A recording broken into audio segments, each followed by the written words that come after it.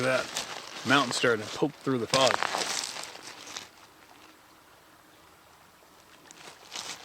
You know, there's some crazy lunatics that ski down the face of that thing in the winter when there's enough snow. I think a handful of people died up there too.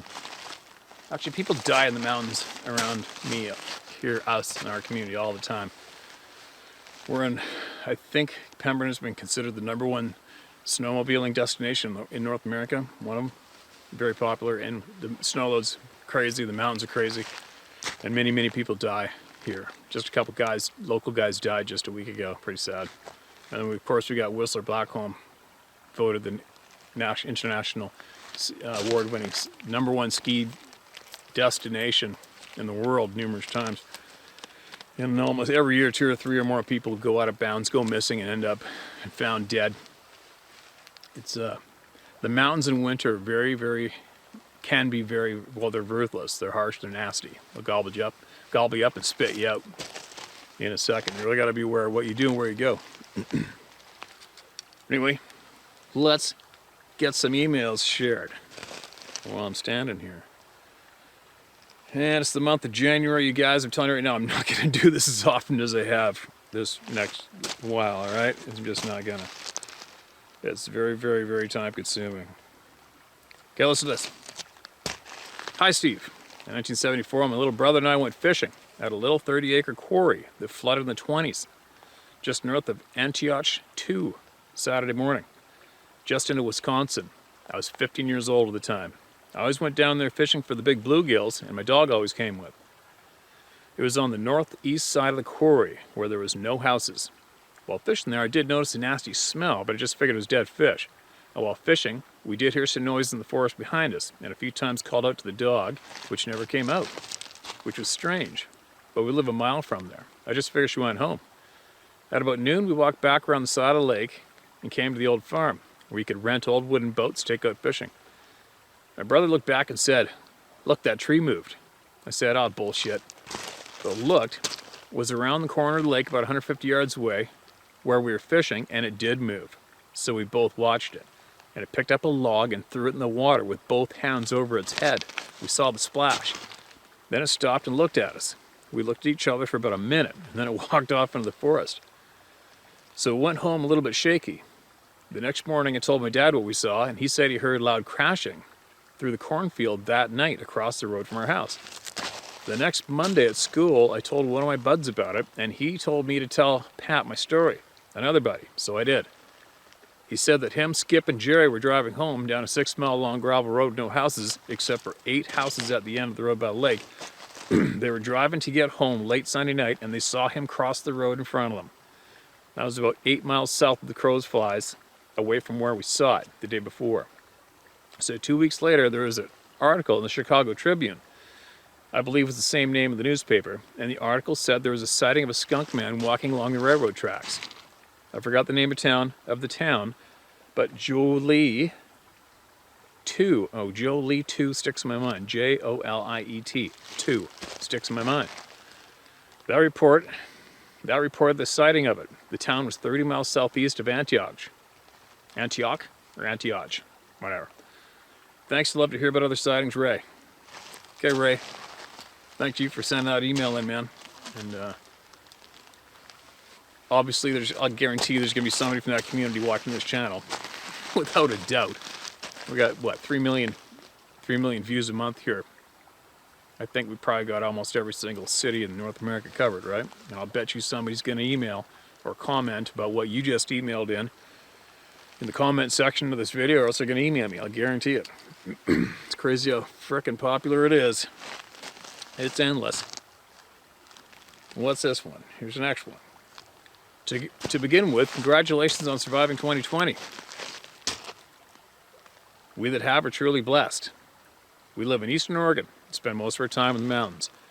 My wife and I have had multiple Sasquatch experiences, 2 that I sent you when you first started on this project. I'm sure they're lost in the original shuffle and bulk of emails. I'll update those emails at a later time. The point to this email is that her and I attended a Bigfoot seminar 2 years ago. The main speaker was Dr. Jeff M. I've been hesitant to attend seminars or share proof since the late 70s when experiences first started. Therefore, we had not shared any information. but my wife talked me into attending this one at our local park. Since the highly personally acclaimed Dr. Meldrum was going to be available to talk and discuss the subject of Sasquatch, you are 100% correct. He would not veer from Sasquatch being other than a prehistoric ape, when there is absolutely no proof whatsoever for this scientific theorem. The ones we have seen are definitely human in facial appearance, Patty Patterson style. The point of this email is that we have lived and worked around Mount St. Helens in the Pacific Northwest since the 70s, and heard the stories of the military guarding dead piles of Sasquatch dredged from the river after Mount St. Helens erupted. My wife posed the question of this dead being taken by the government to Meldrum, and he promptly laughed and belittled the idea. As he did so, someone up front yelled for her to never back down. Oh, good for them. Needless to say, we left the seminar, shared none of our proof or info, and gained a serious disrespect for Meldrum and his groupies. And we'll probably never attend another of that type of group seminars. I've noticed that since you've announced, but not before you announced, that Sasquatch do contain human DNA. That just in the past year has been released on TV by 2 sources that Sasquatch may contain human DNA and may be a human hybrid. We just want to thank you for what you're doing, the time you're spending, and the people you're helping. I believe you're helping push the establishment to eventual release of information. We have a small horse ranch and feel your pain for loss of macaroni. We've had many of our past horse herds and dog packs buried on our property. I truly believe that someday we'll once again meet our horse herds and dog packs, as well as our loved ones that we've had through our lives. Sincerely, Al and Leslie Davis, Eastern Oregon. Thanks for that email, Al and Leslie. It's fine. I've had numerous emails with the exact same flavor. Excuse me, I don't know what's going on in my throat. Got a little bit of a frog in there. But going on the doctor, you know, I don't hate anybody. There's a couple names out there in the Sasquatch community that I really don't like, and I'd love to meet up with them with no witnesses behind the barn sometime, for sure. As far as the Dr. Meldrum dude goes, I don't hate that guy, but I definitely would like to, what I would like to do, not him, with numerous people, is just to show all of you exactly the damage they have done to the topic and the damage they've done to thousands of people who have had these unexpected, unrequested experiences. All right? They know these things aren't monkeys and apes. They know it. I believe, I don't know, don't quote me, allegedly I heard that he is a Mormon, and that would actually go against his religious beliefs to be able to publicly state that these things are a type of human. So you might want to take that into consideration when you hear this guy talk. And another thing, not only him, but numerous other people, for me, as soon as I see a face or a few faces try to get in front of those television cameras as much as they can, my red flags go off big time, because it's telling me something about them. All right, it's telling me what motivates them and what they're after. And especially one major clue when it comes to this topic for me is if I actually give say as an example, a YouTube channel sometime, somebody's YouTube channel sometime, I'll watch it, and I'd say it will take me about, I don't know, 3 minutes, maybe 6 tops, to realize what their motivation is and exactly what they actually care about. Now, if somebody's freaking pissed off that the majority of us are being misled and lied to, they're going to say it all the time. It's probably going to be one of the first things they say, right?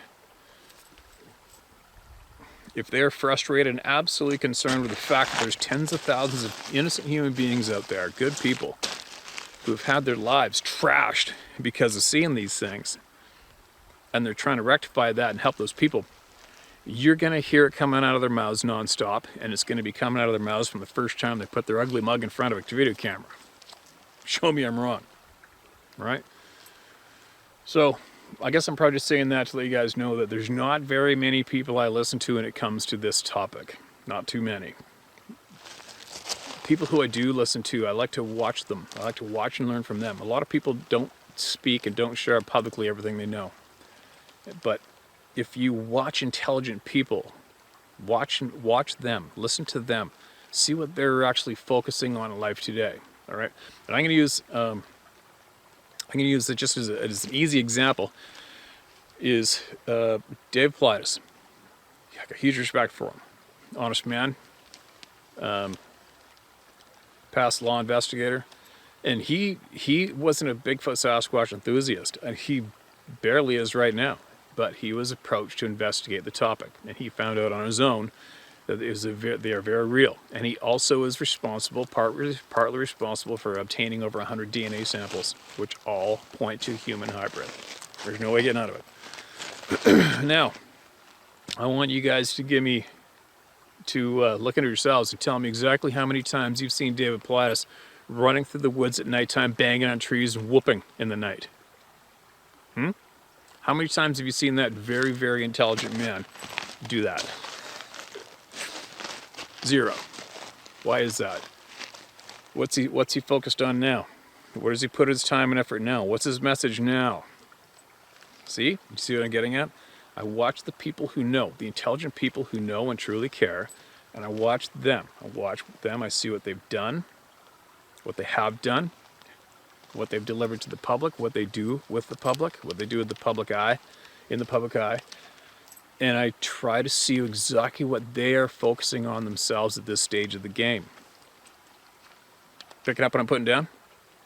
So what I'm saying is, the people who I find more intelligent than your average cookie, they aren't running around going on Sasquatch expeditions. They don't hang pheromone chips in the forest like they're dealing with a wild animal that goes into the rut. They're not banging on trees. They're not whooping in the night. Why is that? What are they doing now? See what I'm saying? And for all of you potential researchers out there who might fit the category I just mentioned, that's why I poke you guys. That's why I poke you. I'm not out just trying to intentionally insult you. I'm challenging you. I'm trying to get you to pull your head out of your ass and move forward instead of staying stuck in that circle. Follow the lead of the intelligent people. Don't follow the lead of the TV camera hungry douchebags. All right? They're just show people. They're out there to make a buck, create a following, and make a name for themselves. And that's it. Unfortunately, the majority of the people in the Bigfoot Sasquatch community are doing the same thing. It's easy to see. They stand out like a sore thumb. Okay? Anyway, man, listen to me babble today. I spent the entire day inside working indoors. Maybe that's why I'm babbling like a dork right now. What else do we got? Questions. Hey, Steve. I love what you're doing in your YouTube channel in regard to Sasquatch. I love the hunting stuff, too. I understand your frustration with wondering why we're being lied to about it by those in power. You've read my story, Oklahoma Sasquatch. However, there is a huge elephant in the room nobody's talking about, which is, what if they did, then what? My point being that let's just say that governments were to come out and fully disclose the acknowledgement that Sasquatch are real and exist. Let's say that they even go so far as to tell us everything they know about them, which might not be much. Let's just say they disclose the Sasquatch are a type of humanoid creature that lives all over the planet, especially North America. They tell us about the range, size, habitat, and even intelligence. They go on to explain they didn't know where they came from or how long they've been here or even how they're able to so easily evade humans, us. What if they even outline safe outdoor interaction with these beings or warnings of what could happen if you do the wrong things in the wilderness where they live? What then? You see, my point is that even if they stop denying, stop the cover-up, stop the labeling and shaming of people who have had first-hand experiences of these creatures, what would it change? For those of us who already know most of that stuff, nothing at all changes. And for those who have called it a hoax, would they even believe what the government said? Would those people say the governments are just trying to scare us out of the woods for some reason? Don't get me wrong, I'm with you on the frustration, but from a very logical and rational standpoint, I can't figure out what good it would do anyone if they stopped hiding it from us. At this point, I guess, I just don't really give two shits what anyone else says or believes, because at the end of the day, I know what I know, or don't know, if that makes any sense. I wonder if such a government disclosure might even do more harm than good to those who don't believe or are on the fence. Would millions of people then develop a fear of the outdoors? Would fewer kids take up hunting, fishing, and camping in the wild? I think what you're doing, letting people get the stories off their chest, is the most beneficial thing to be done. Letting them know they aren't alone and don't have to give up on things they love to do in the great outdoors. At any rate, I appreciate your no BS approach, intellect, and courage on the matter, and would love to hear your feedback on this. All I know is that as an avid outdoorsman, I'm not giving up on my passions for any reason or anybody, just like you.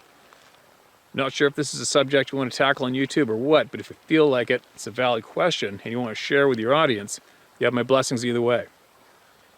Looking forward to hearing back one way or the other. Please best regards, and best of luck in all your outdoor adventures, Phil, Kansas, USA. Good questions, Phil. Kansas. I've hunted Kansas. You guys got some big whitetail there, man. Bigger than I realized. I used to go in the World Turkey Hunting Competition in Lacine, Kansas for a few years. I like that state, and I met a lot of good people there. Now, the government. Well, first off, I don't know if maybe you missed it, but personally, I don't give a shit about the government. I have zero respect for the government. Nothing. Let's face it, the United States has their own political problems, but I mean, take a look at what we got to deal with.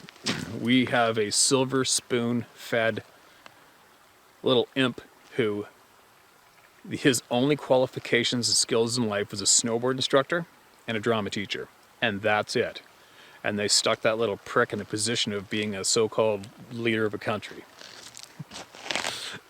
Okay, I won't even start going down that road. But let's just say I don't care what the government thinks. Never have, never will. We don't need them. The moment all of you realize that we have the power, we are what's important. We are the only ones we need to share knowledge with, not the government. We screw up by giving the government or anybody else authority over us when it comes to various topics. That's why I always try to tell people, who cares what anybody thinks, and quit looking to another human being for answers and giving them the pedestal of having authority over you or authority on a topic. Just quit it. We all have to learn for ourselves. And that's why I believe what I'm doing with this channel. We have literally thousands of people, good, hardworking, honest people, sharing with us their experiences. And that is should be the number one and only way we acquire knowledge. All right? Because what I find is, as soon as you give somebody or in a government the authority, they abuse it. Human beings can't handle that power. They can't. It makes them drunk, and they just go off on opportunistic routes. That's very easy to prove.